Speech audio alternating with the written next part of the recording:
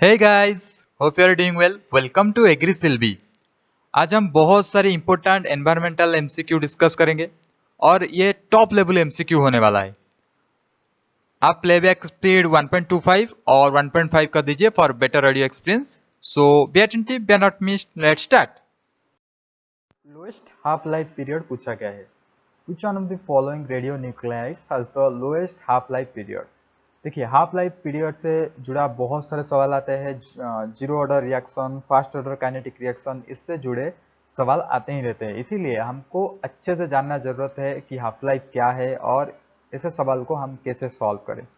इसका आंसर होगा iodine 131। Okay, तो कैसा है, कुछ इंपॉर्टेंट एलिमेंट्स का हाफ लाइफ आपको जानना जरूरी है। तो यहाँ पे लोएस्ट है आयोडीन का। सो डिटेल में देखते हैं half life of a zero order reaction कैसे निकालेंगे। ये है रेट कांस्टेंट। ओके, लैम्बडा है rate constant in fast order kinetics. Okay, ये है zero order kinetics. Zero order reaction में टी इक्वल टू ये कंसिडर करके आपको याद रखना है ये जो लास्ट वाला formula, derived formula. Okay, half life period equal to concentration, initial concentration divided by 2 into rate constant. Okay, it is clear that half-life for a zero-order reaction is directly proportional to the initial concentration। मतलब initial concentration अगर ज़्यादा है तो half life period ज़्यादा होगा। And inversely proportional to the rate constant, rate constant से inversely proportional half life होता है। Okay, you can use playback speed 1.25x और 1.5x for better radio experience.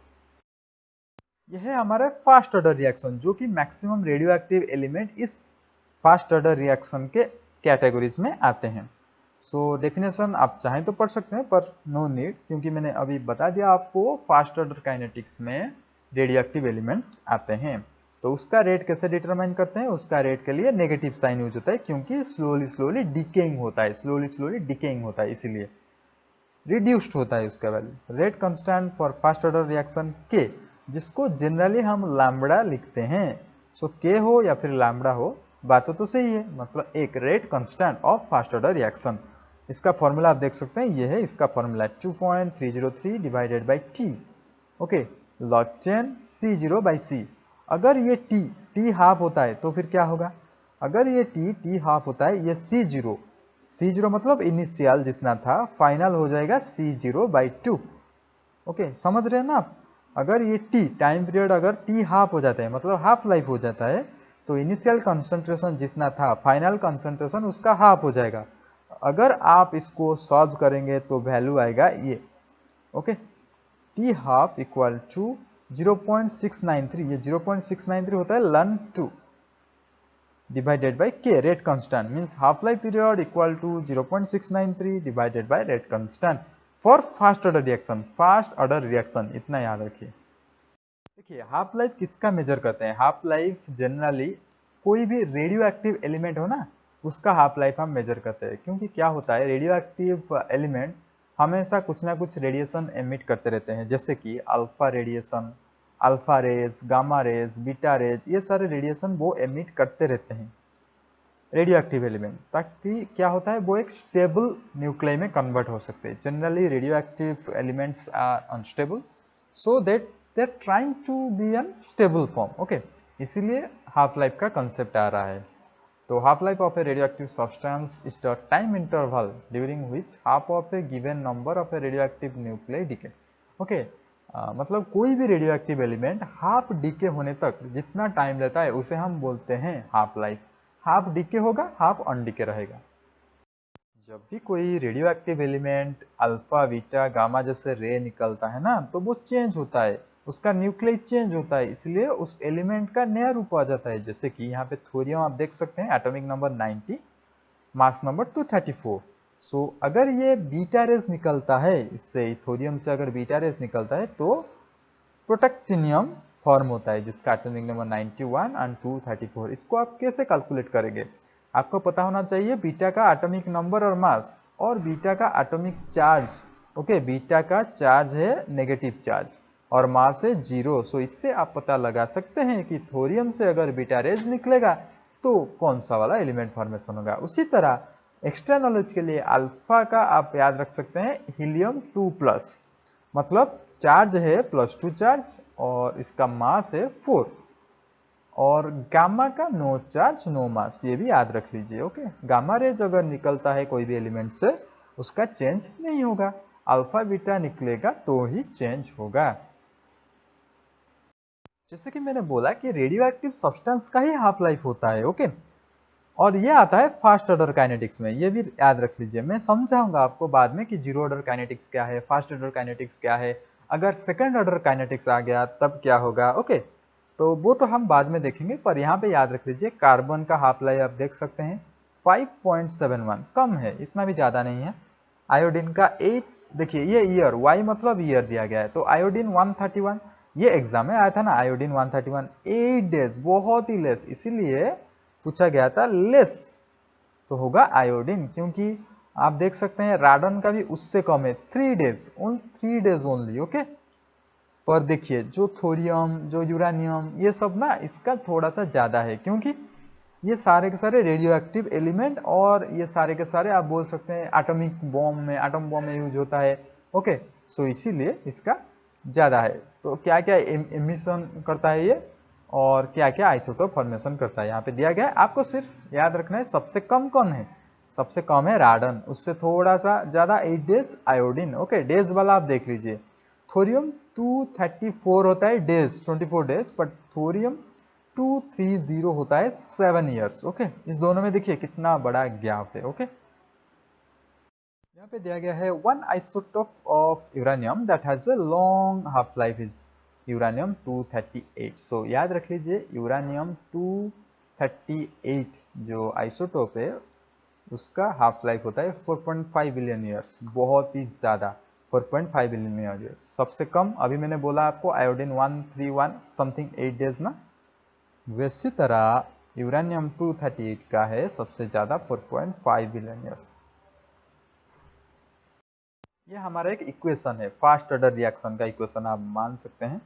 Okay, equation, क्योंकि जो रेडियो एक्टिव एलिमेंट्स है ना वो सब फास्ट ऑर्डर काइनेटिक्स में आते हैं। ओके, इतना याद रखिए, फास्ट ऑर्डर काइनेटिक्स में आते हैं।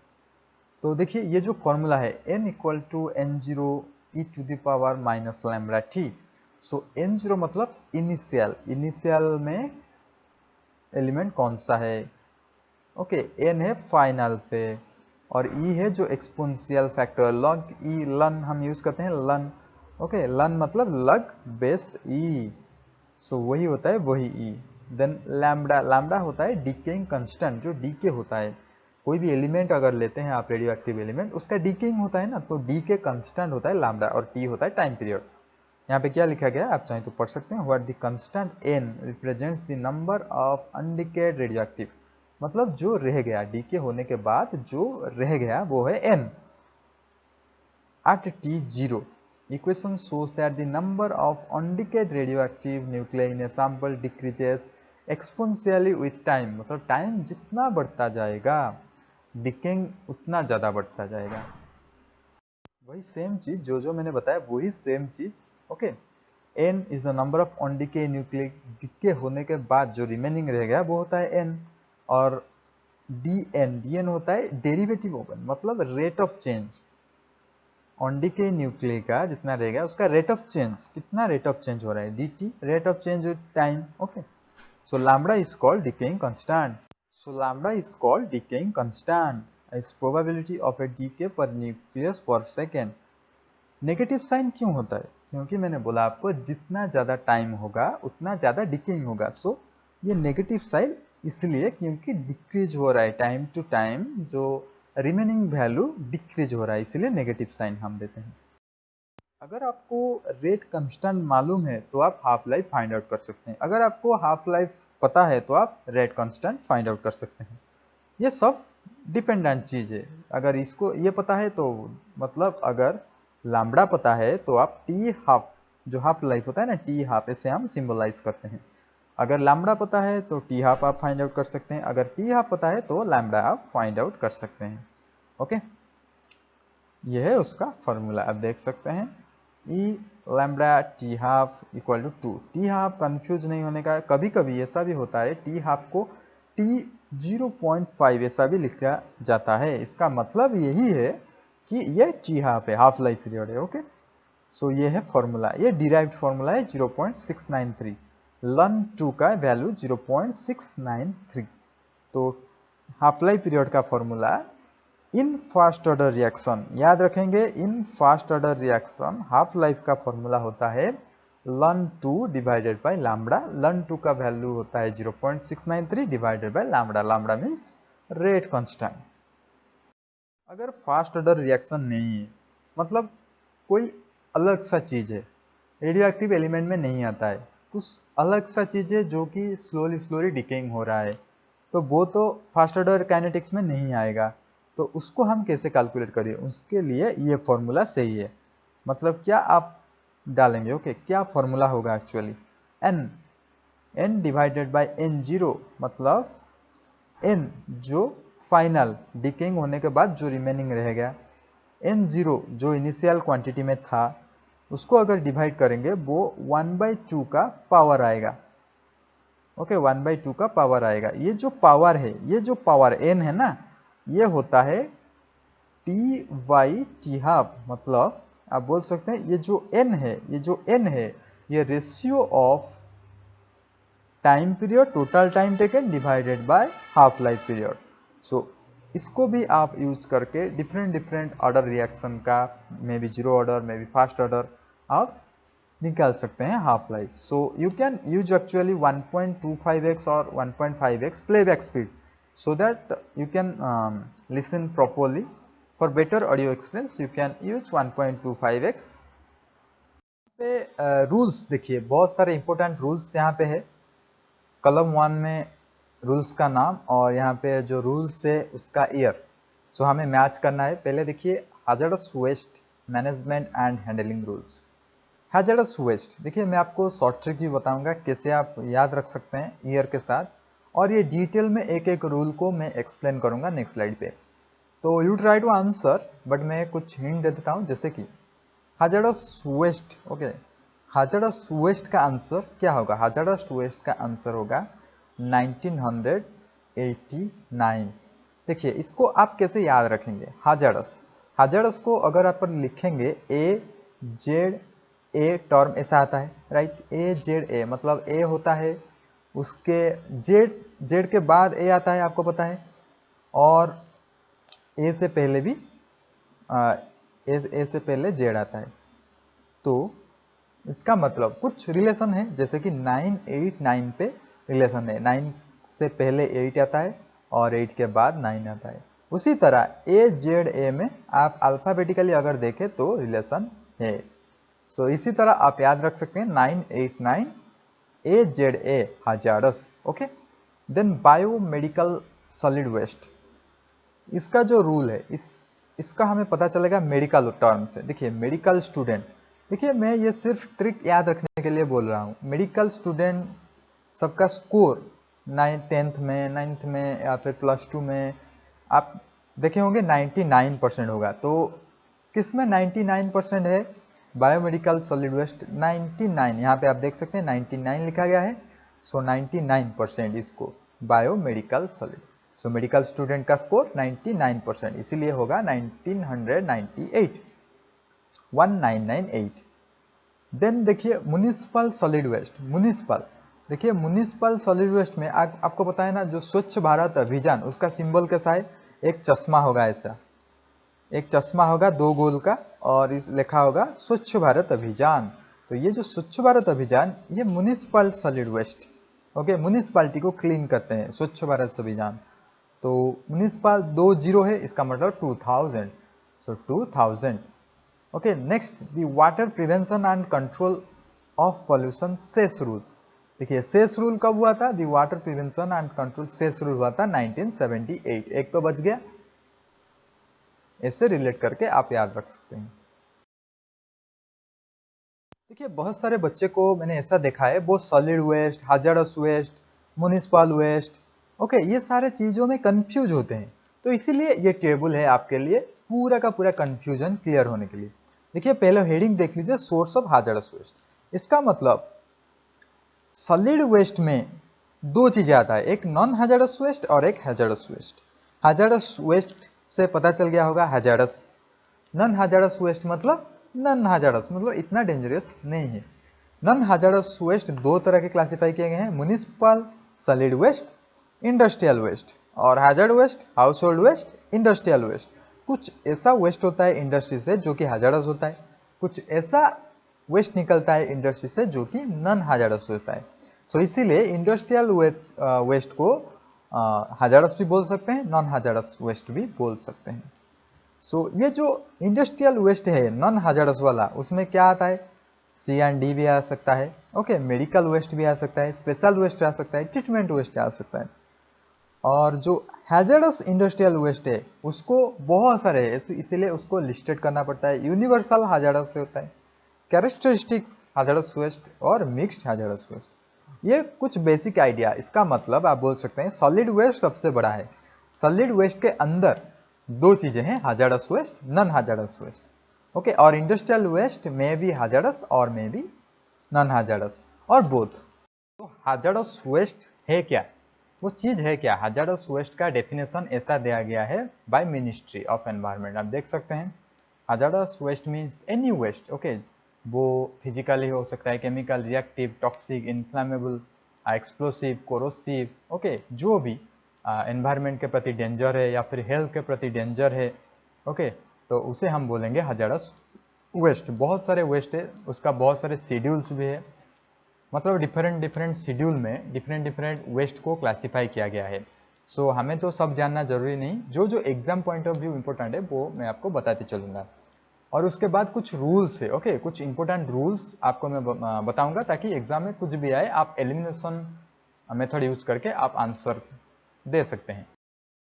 ओके, यहाँ पे मेनली तीन चीजें आप याद रखेंगे। पहले जो hazardous waste management and handling rules आया था वो 1989 में था, और ये बार बार अमेंडेड होता रहता है क्योंकि नया नया हैजार्डस वेस्ट डिस्कवर होता है, नया नया हैजार्डस वेस्ट हेल्थ के ऊपर इंपैक्ट दिखाता है। सो इसीलिए ये रूल अमेंडमेंट होता है। तो एक बार फिर से अमेंडमेंट हुआ है 2000 में, ओके, 2000 मैंने आपको बताया था Swachh Bharat Abhiyan, okay, municipality waste management 2000 year में हुआ था, पर ये amendment of hazardous waste, okay, एक बार फिर से अमेंडमेंट हुआ है 2003 में।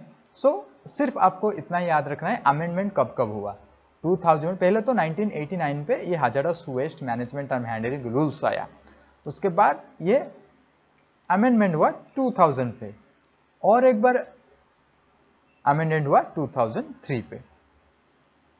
तो शेड्यूल 3 में क्या क्या है डिस्कस कर लेते हैं। शेड्यूल 3 में हैजार्डस वेस्ट मैनेजमेंट में है, देखिए 2003 जो लेटेस्ट वर्जन है, तो उसमें दो लिस्ट है, list A and list B. और लिस्ट ए में जो कैटेगरी है वो A to F4 तक है, और लिस्ट बी में जो है B to B4 तक है, और बहुत सारे वेस्ट इनमें इंक्लूड है। इसको आप याद रखने की जरूरत नहीं, आप सिर्फ याद रखेंगे शेड्यूल 3 में वेस्ट का लिस्ट है, ओके, वेस्ट का लिस्ट है पार्ट ए में, शेड्यूल 3 पार्ट ए। देखिए ये स्लाइड बहुत ज्यादा इंपॉर्टेंट है एग्जाम पॉइंट ऑफ व्यू। देखिए मैं आपको बता देता हूँ क्या मतलब कैसे आप इसको याद रखेंगे और क्या क्या इंपॉर्टेंट चीज है।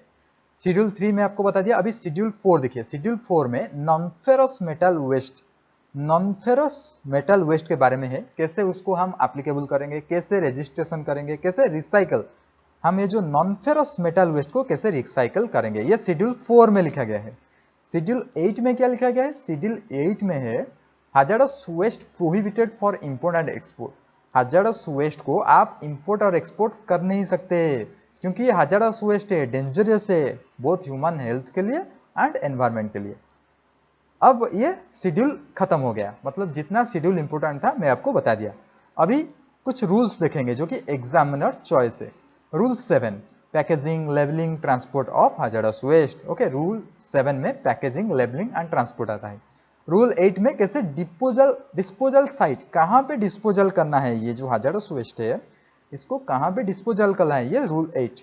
Rule 11 import and export of hazardous waste for dumping and disposal, okay, हर कोई हैजार्डस वेस्ट को इंपोर्ट और एक्सपोर्ट नहीं कर सकता, कुछ जैसे selected peoples like municipality, okay okay, ऐसे पीपुल्स इंपोर्ट एंड एक्सपोर्ट कर सकते हैं और डंपिंग डिस्पोजल कर सकते हैं, okay. Rule 12 import and export of hazardous waste for recycling and reuse, कुछ ऐसे भी hazardous waste हैं जिसको हम रिसाइकल एंड रीयूज कर सकते हैं। सो रूल 13 में ये मेंशन है। रूल 15 में क्या है? Illegal trafficking. ओके, ऐसा बहुत सारे देखिए, जहां पे रूल्स है वहां पे तो इलीगल चीजें होता ही होगा। सो इसीलिए रूल 15 बनाया गया है।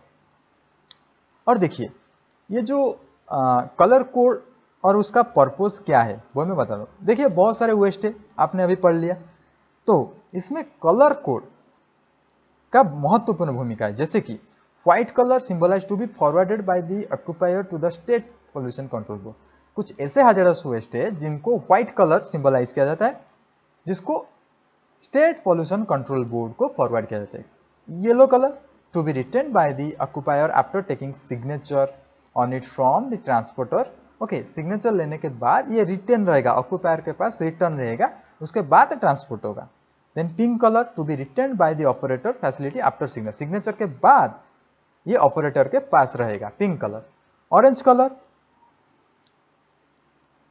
Accepting waste. ओके, वेस्ट जो ट्रांसपोर्ट होके जाएगा तो ट्रांसपोर्टर के पास एक्सेप्ट होने के बाद ये ऑरेंज कलर सिंबलाइज होगा। Then green colour to be return by the operator of the facility to state pollution control board after treatment and disposal of waste. Treatment and disposal of waste, treatment मतलब recycle, reuse, okay, और disposal और dumping कुछ भी कर सकते हैं आप। Okay, disposal करने के बाद ग्रीन सिंबल आ जाएगा, मतलब सब कुछ ठीक ठाक है। Blue colour to be return by the operator of the faculty to the occupier after treatment and disposal of waste. Operator के पास चला जाएगा सब कुछ होने के बाद। सो ये होता है डिफरेंट कलर और उसका मतलब। Water prevention and control of pollution act 1974, ये याद रखिए, ये सेस एक्ट नहीं है। ओके, सेस एक्ट ये नहीं है, पहले बता देता हूं। 1974 में हुआ था water prevention and control of pollution act, simple. Okay, 1948 USA में हुआ था, और ये बहुत ज्यादा मतलब क्लीन वाटर पाने के लिए बहुत ज्यादा कोशिश, आप चाहें तो यहाँ पे पढ़ सकते हैं। वाटर को क्लीन करने के लिए, क्लीन वाटर पाने के लिए ये सारी चीज हुआ है, और ये इंडिया में बहुत ज्यादा एक्टिव है। देखिए, अभी सेस एक्ट, जिसको मैं बहुत ज्यादा एग्जामिनर चॉइस है सेस एक्ट, और जिसको मैं इंपोर्टेंस देता हूँ, water prevention and control pollution, cess act, ये है था 1977 में। देखिए, जो वाटर कॉन्स्टिट्यूट, ये जो बॉडी कॉन्स्टिट्यूट हुआ था, ये हुआ था पोल्यूशन कंट्रोल के द्वारा 1974 में, ये याद रखिए, 1974 में कॉन्स्टिट्यूट हुआ था, to provide a levy and collection of cess on the water consumed by person carrying on certain industries by local authorities, an economic instrument for water conservation and pollution control। ये 1974 में just शुरू हुआ था। Then finally ये act में convert हुआ 1977, 7 दिसंबर 1977। सिर्फ इतना याद रखेंगे, जो सेस एक्ट ये पहले शुरू हुआ था 1974 में और कंप्लीटली एक्ट में कन्वर्ट हुआ 1977 में। ओके, ये सेस एक्ट है, CESS, इसको याद रखना। कुछ important environmental rules and regulation मैं आपके लिए लिस्ट आउट कर दिया हूं, आप चाहें तो एक ही झटके में सब कुछ याद रख सकते हैं। जैसे कि the water prevention and control of pollution act, simple, not cess act, 1974। सेक्स एक्ट अभी हमने देखा प्रीवियस स्लाइड पे। Air prevention and control of pollution act 1981 पे। Okay, the environmental protection act 1986 में, वाइल्ड लाइफ प्रोटेक्शन एक्ट 1972 में, forest conservation act 1980 पे, याद रखेंगे 1980 पे forest conservation act, and Indian forest act 1927 पे, इसको भी याद रख लीजिए 1927 पे। द मोटर व्हीकल एक्ट 1988 पे। So this is our end of the video. If you like this video, please like and subscribe this channel so that you will get more videos in time.